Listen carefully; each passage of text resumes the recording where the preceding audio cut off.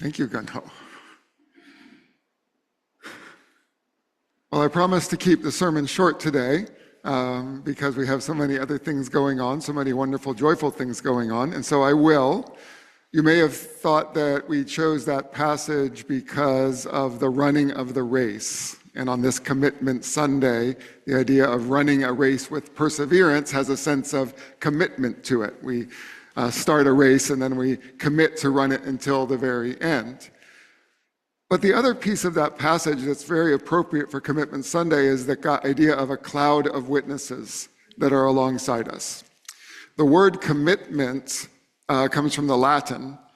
Cum is with or together. And mittere would be to release or to let go of or to send or to throw, some sort of sense of sending off into the future together. And so commitment is not just about an individual white knuckling, I'm going to do this thing that I said I was going to do.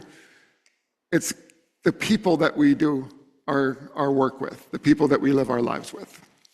And so I have 3 quotes that I want to read you that are going to be the majority of the sermon that all have that same sense to them. One is by author David White from a book called The 3 Marriages.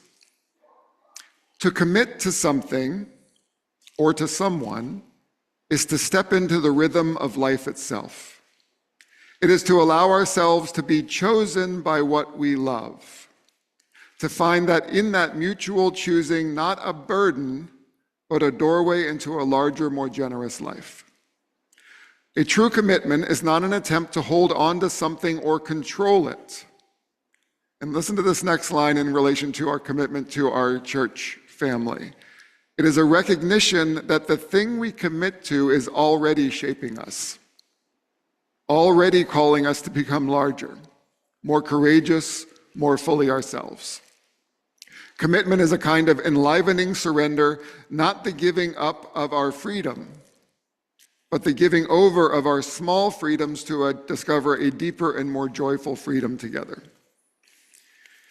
And then Wendell Berry from The Art of the Commonplace says, we can make a commitment only when we recognize the world as a gift and understand that our lives are not our own. When we commit ourselves to a place, a people, or a way of life, we enter into an economy of care that sustains all things. Commitment is not a burden. Repeating from the other quote, commitment is not a burden. It is the way we learn who we are and to whom we belong.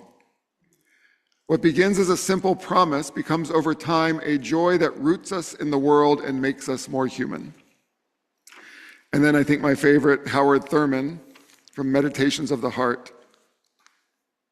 And this is true for our new members joining, for all of us, for our baptism today. There is only one demand that our faith makes of us, that we choose. When we choose the good, when we choose love, when we choose community, we are choosing the deepest joy available to the human spirit.